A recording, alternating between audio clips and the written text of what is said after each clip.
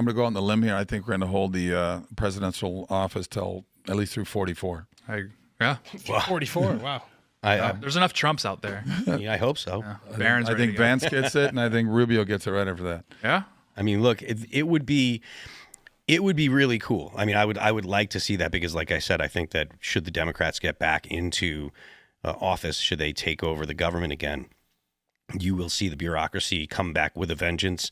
I think that they will attack conservatives. Well, they're doubling down now. Yeah. They don't even seem, they've learned nothing. It's just they're more angry about things. Well, I mean, there could even be a nightmare situation I've seen proposed by a few anons on Twitter is when you clear out these career bureaucrats that have been in there since, the 80s and 90s, is that if, again, I don't think it's likely, but if a Democrat were to get back in and they could reinstall a bureaucracy, you're going to bring new blood in, and those are going to be activists. Those are going to be your protesters from Columbia and NYU. You're going to have an entirely new bureaucratic class, and they're going to be far more fired up, have far more of a chip on their shoulder. Do you think that is something that the general public is aware of? I understand there's a lot of people that are like, well, I don't really like the Republicans, or I don't really like Trump. That's fairly normal. But do you think that the danger of having real progressives in positions of considerable political power is something that the average voter is cognizant of? Do you think that's something they think of? Because it'll mean really bad things. Because what the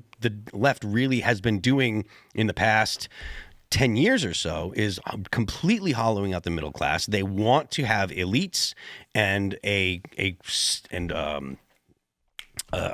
class that's basically dependent on the government. They don't want a middle class. A middle class is an empowered class. A middle class can make decisions on their own, make decisions about their own life.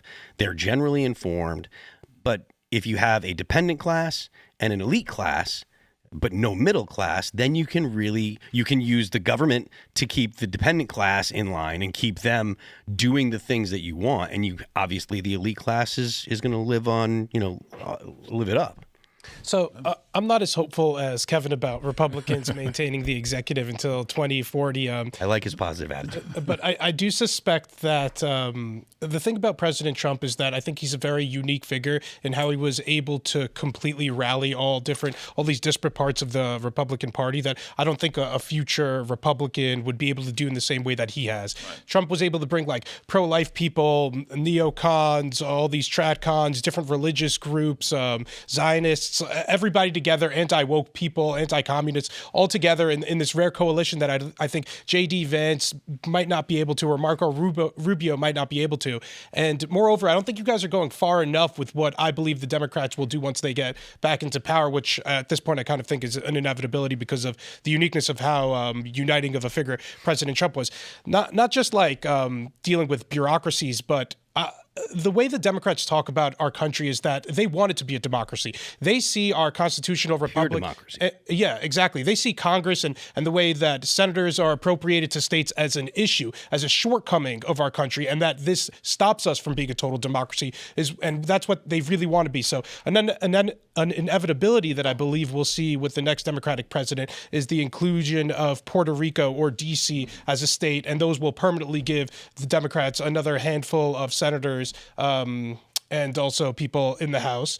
Moreover, they're going to continue trying to flood our country with immigrants and then use the census to try to appropriate different, more reps into areas where they don't belong. And then also packing the Supreme Court, I suspect they will do, because they will not be able to put up with this conservative majority Supreme Court for a few more decades to come. So I think they're going to use the pretext of what President Trump did in Texas with redistricting as an excuse to what they are going to do once he is out of power. And you could tell Trump's a little bit concerned about losing the House because he felt as though it was necessary to redistrict in Texas. He felt it was necessary that Elise Stefanik stayed in her House seat in New York and not go to the United Nations and not be a UN ambassador. Tate, do you think that what he's outlining in Trump, I think he's probably right about Trump. Do you think that's just smart politics, though? I mean, yeah. I mean, it's a razor. The House majority is razor tight. So yeah. I mean, keep Stefanik there.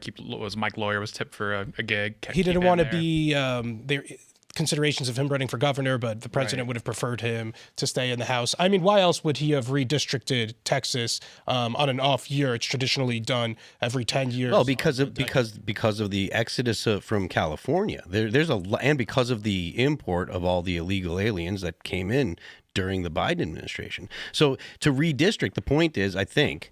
And I think this is partly what Trump was thinking. Not that I disagree with you, because I think you're right. It is. Yeah, I think he's just finding an excuse to get more House seats, which I don't blame him for, because if he lost the House, then he would be impeached. I think I agree. Thanks for checking out this clip from Timcast IRL. Make sure to watch the show live Monday through Friday at 8 p.m. Subscribe to this channel, and we will see you all there.